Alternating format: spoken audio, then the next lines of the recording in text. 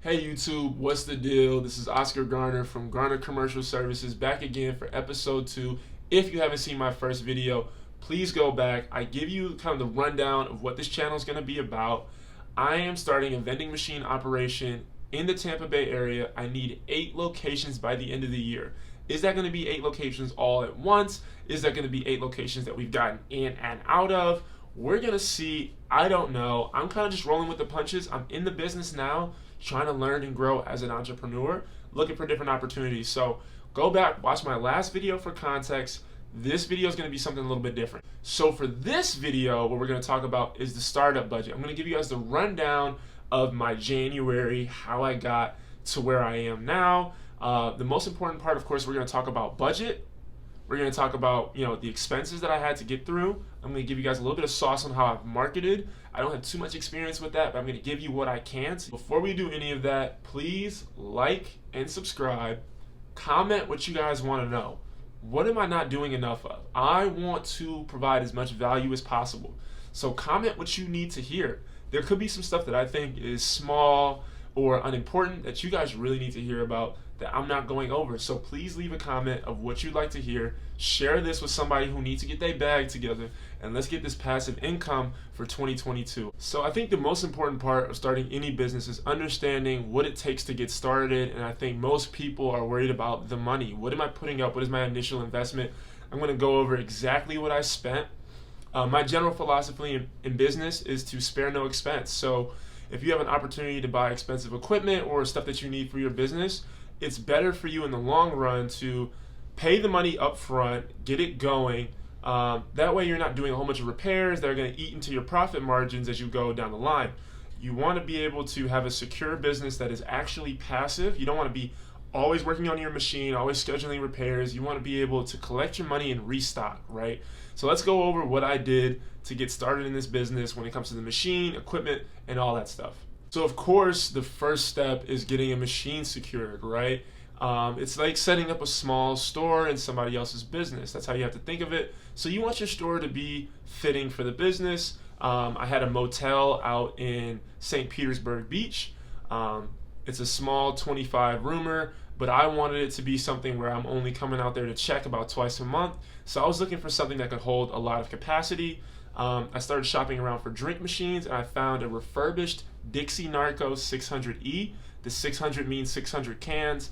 It can also be fitted with 300 bottles. I'm like, this is perfect. I found it at a local vending warehouse, but you can also find machines on Facebook Marketplace, Craigslist, OfferUp, LetGo.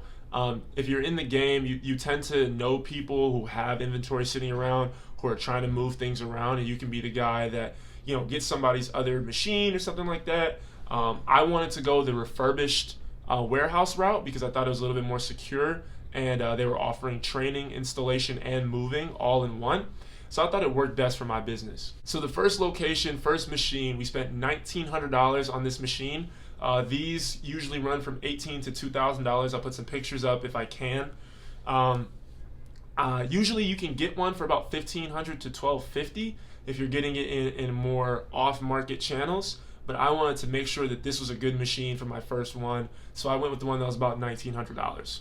My second biggest expense was my card reader. I bought a new Nayax card reader from Nayax. That system comes with a full inventory management system that also reports credit card and cash sales, so you can manage your inventory and keep track of what's going on from home. You don't have to always be running back and forth to see if your machine is empty. You don't need anybody to open it up and send you pictures.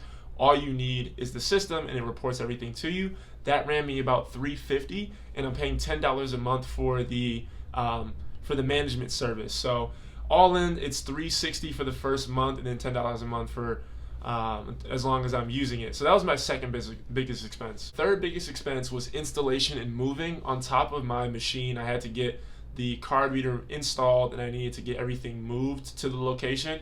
All in, that cost me another $200. They also trained me on how to do that myself, so now I paid $200 to know, so I'm not going to pay that again. So we're trying to lower the expenses for next time, so that won't be something I pay again. I'll know how to install it and do that. But I did spend $200 to get my first machine installed and get my card reader attached to my machine. And of course, inventory is important to consider.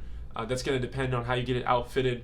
bottles usually cost more than cans, and you're going to be able to fit less bottles in a machine than you're going to be able to fit cans. So that's going to vary on how much that's going to cost. I did 9 different products. I did 6 canned products and 3 bottle products. So I think my all-in was about $180 to get it filled up to about 60%. I wasn't sure what the traffic was going to be on this location, so I didn't fully stock it. I didn't think I would need to, but it seems as if some of my products will need to be restocked more often than others.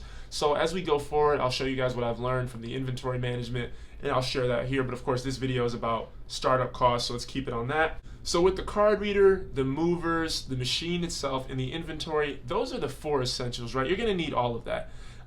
You may not need the card reader if that convenience isn't important to you, but I think it's great for learning the business, and you can get to see the traffic on your machines, when things are picking up, when do things slow down, when are the hot hours, when are the best times to come and visit to refill, when are the worst times to come and visit and refill. So the card reader is going to give you a lot more than just credit card accessibility.